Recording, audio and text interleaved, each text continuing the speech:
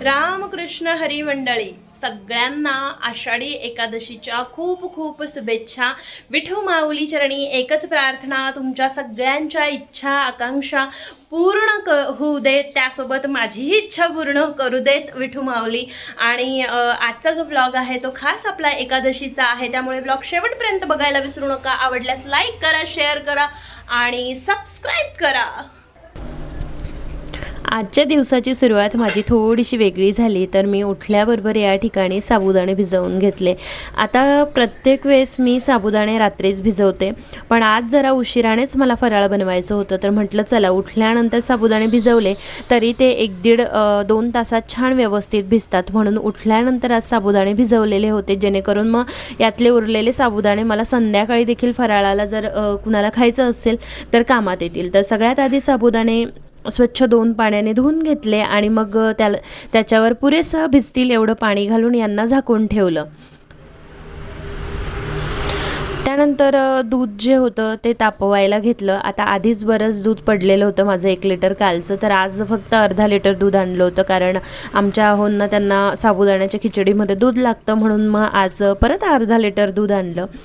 आता तुम्ही जसं बघताय माझे व्हिडिओ, तसं माझी रोजची सकाळ जी आहे ती जिऱ्याच्या पाण्याने होते, पण आज तसं काही झालं नाही। आजच्या सकाळच्या सुरुवातीमध्ये थोडासा बदल होता, कारण जिऱ्याचं पाणी चालणार नाही म्हणून मी सकाळी साधं गरम पाणी नव्हतं घेतलं, अगदी साधं 2 ग्लास पाणी पिले। आणि त्यानंतर आज उपवास आहे असं माहीत नाही, पण आतूनच वाटत होतं की चहा पाहिजे, चहा प्यायचा आहे आपल्याला, तर म्हटलं चला चहा करून घेऊया। आता हा चहा मी अगदी कमी गोड केलेला आहे, ज्यामध्ये फक्त मी छोटासा चमचा 1 चमचा साखर घातलेली होती। शक्यतो मी माझ्या चहात साखर घालतच नाही, पण आज दोघांचा एकत्र केला म्हणून थोडीशी कमी साखर घातली। आता तुम्ही म्हणाल की मग घरातले पितात का असा चहा? हो, माझा नवराही अगदी कमी गोड चहा त्यांनाही चालतो, त्यांना जास्त गोड आवडतच नाही, त्यामुळे आमचा चहा तसाही खूप फिका असतो। तर आज मस्त चहा घेतला। तर तुम्ही माझे व्हिडिओ कुठून बघतात की ते मला नक्की कमेंटमध्ये सांगा बरं का। मला तुमच्या कमेंटची मी खरंच खूप मनापासून वाट बघत असते, कारण जेव्हा वेगवेगळे जणं काहीतरी आपल्याला सांगत असतात की तुम्ही असा व्हिडिओ बनवा किंवा तुमचे व्हिडिओ आवडतात, तर त्यावेळेस खूप छान असं मनाला वाटतं। तर सकाळी छान दोघांनी आम्ही भरपूर दिवसानंतर चहा घेतला सोबत। चहा घेऊन झाला, मी फ्रेश वगैरे झाले आणि चला म्हटलं आज रांगोळी काढून घेऊया।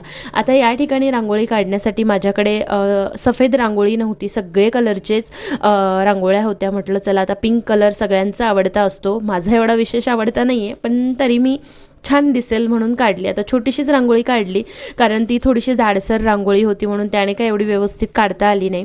आणि तुळशीजवळ पण आज तुळशीचं खूप महत्त्व म्हणून तुळशीजवळ रांगोळी काढून घेतली।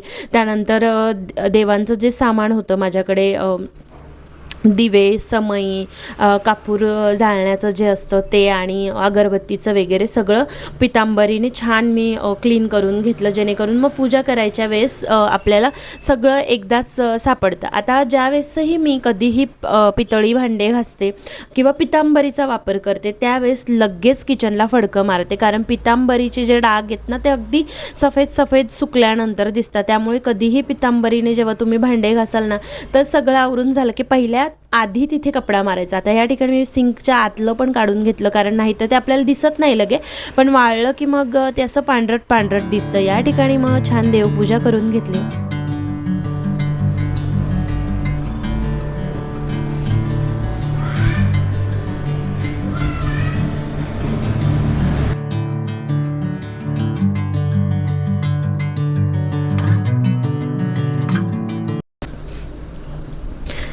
तर या ठिकाणी मी पूजा जी माझी झाली होती, आरतीच्या अगोदरच मी एक फळ देवाला तिथे नैवेद्य म्हणून ठेवला होता आणि छोटा आपला पाण्याचा लोटा भरून ठेवला होता। जर नंतर मेन आपली जी खिचडी होईल त्याचा मी नैवेद्य नंतर दाखवणार।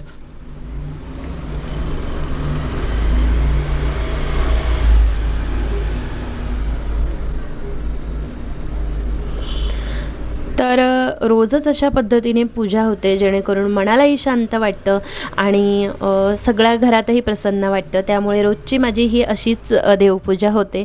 देवपूजा झाली. आज तुळशीचं महत्त्व सगळ्यांनाच माहिती आहे, खूप आहे. आज नाही पण एरवी ही आपली अशीच पूजा होते म्हणून तुळशीला पाणी दिलं, अगरबत्ती लावली. तर या ठिकाणी तुम्ही बघू शकता किती छान असं आपले देवबाप्पा दिसत आहेत. त्यानंतर लगेचच साबुदाण्याची खिचडी बनवून घेतली. आता साबुदाण्याची खिचडी मी साधारणतः मला बनवायलाच 1-1.5 वाजून गेला होता. तर साबुदाण्याची खिचडी बनवून घेतली. आहोंचा फोन आला की पटकन टिफिन जो आहे तो भरून ठेव. मग इथे मी पहिल्यांदा त्यांचा टिफिन भरायला घेतला. आता टिफिन भरण्या अगोदर मी देवासाठी जो नैवेद्य होता तो काढून घेतलेला आहे, कारण लगेचच ठेवता येणार नाही. म्हटलं पहिले मग आपण नैवेद्य काढून घेऊया, डबे भरून झाले की मग देवाजवळ नैवेद्य ठेवता येईल. तर तुम्ही आज एकादशी निमित्त काय काय बनवलं होतं मला सांगा कमेंट करून, की तुमच्याकडे असा काही विशेष एकादशी निमित्त पदार्थ बनतो का? तर बनत असेल तर मला कमेंट करून नक्की सांगा. तर यांना 2 छोटीशी केळं दिली आणि 2 डब्यांमध्ये थोडा थोडा साबुदाणा भरून दिला. आता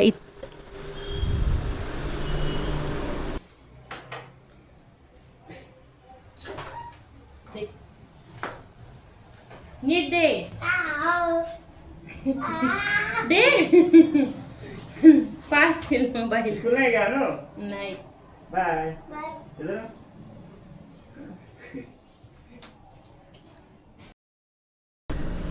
आहोंचा टिफिन दिला. इथे देवबाप्पाला नैवेद्य ठेवला, पाणी त्यावरून फिरवलं आणि मग आम्ही जेवायला.